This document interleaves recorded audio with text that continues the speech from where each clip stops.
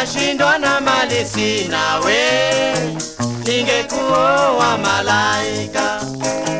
Nashindwa na mali sina we, ningekuoa malaika.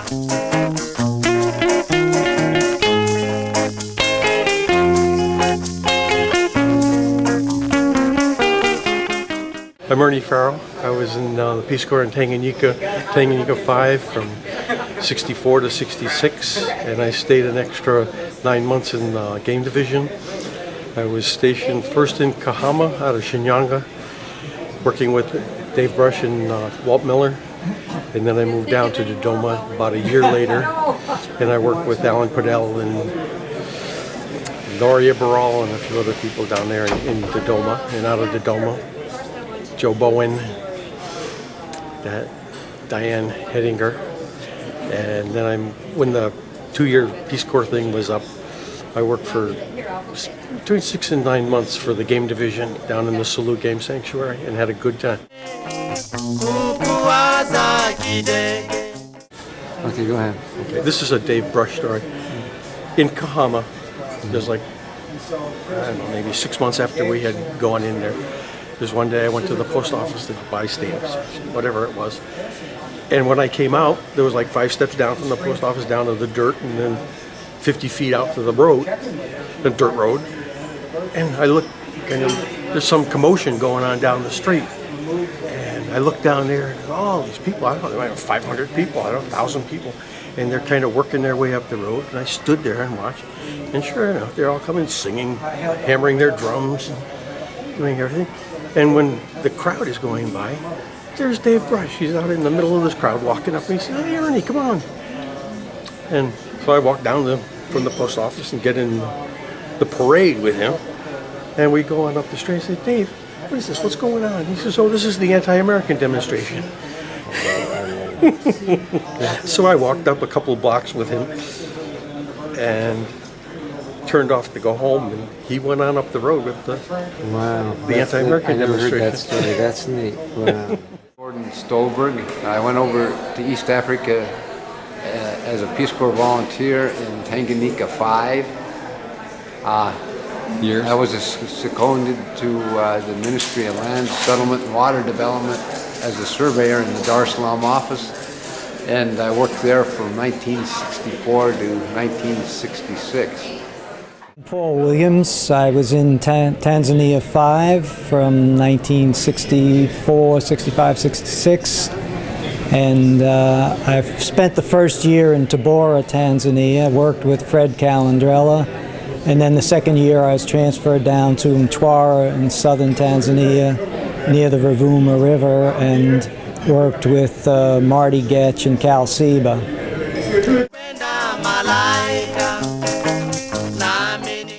I was an engineer, and we did rural road and bridge construction, and it was pretty amazing to me the amount of knowledge that a lot of the local people had, because everything was done by hand basically, and in order to move steel I-beams and things like that, the labor force, I couldn't imagine myself how we would get it done, but the men that I worked with, who were the local Tanzanian tribesmen or people that were working with the Department of Roads, they knew how to do it. They'd get a bunch of guys together, put sticks underneath the I-beam and walk it down the road to where it had to go across a span, and then they had an ingenious way of putting it across the span as well. So it was an education to me. I'd just come out of engineering school, really had no hands-on work, and well, our experience in trying to get I-beams across a span was pretty unique, because we were working on an old abandoned rail line that we're turning into a roadway, and the depth of the gorge that we were spanning was at least 20 feet.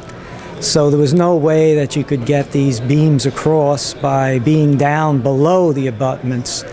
So what the workers did, which I wouldn't have had a prayer to conceive of this, but they would slide the first I-beam out about halfway, and then way down the back end of that, put another I-beam on top of that in the channel, turning it up so that the channel, the U-shaped channel, is up, slide the next I-beam out until it got out to its center of gravity, and it would just tip far enough that it would just barely reach the abutment on the other side, and that was a cool experience as well. My name is Diane Hettinger, and in the Peace Corps I was Diane Schultz. I was in Tanzania from 64 to 66. First I lived in Iringa the first year. The second year I lived in Kondoa, and I am a nurse and worked in a district hospital and then in a bush hospital. And I met my husband Buzz in the Peace Corps, and we got married before we came back to the United States. So when I was there, it was a district hospital, and so we did not have any electricity there, but if we had a case that needed like surgery or that, we would back up a Land Rover to two headlights that were hanging in the middle of the operating room, and we would plug it in, and then the doctor would operate from that. Wow. We only did emergency things there. They would go back to take a Land Rover and go to Dodoma if somebody was able to do that. But, remember any particular emergency that comes to mind or thing that happened? well, let's see. One day I went with a staff always had to go down to Dodoma, and we had a lady with a broken back. We had a lady who her labor had stopped and her baby was stuck, and so she had to go back there. And I can't remember the third case, but it was over washboard roads traveling down to Dodoma. And if we did have a case, I would do the drip ether anesthesia, and the assistant medical officer, we did some cesareans there, and if people came a little lighter, I'd give them a little more ether, and we boiled instruments in a pot of boiling water, and it was just, I did what I wanted to do. My name is George Cummins. I was in Tanganyika 5, was the farm manager and agriculture instructor at the Galanos Secondary School in Tanga. And that was 1964 to 1966. And that was the first school in Tanzania, secondary school, to have agriculture biology in the curriculum. And we had a farm and did a lot of poultry extension, that type of thing. I extended for 3 months to work with Larry Harris on the Mkomazi Game Reserve, and did some game counts and boundary trace clearings, and fought fires that were moving in, trying to put them out. And then the last 6 months was staff training Tanzania 12, a group of Peace Corps volunteers that were taking an agriculture curriculum down into the middle schools. Paul Kelly. I was a Peace Corps volunteer architect in Tanzania from 1964 to 1966. I trained with my group Tanganyika 5 in Syracuse, New York.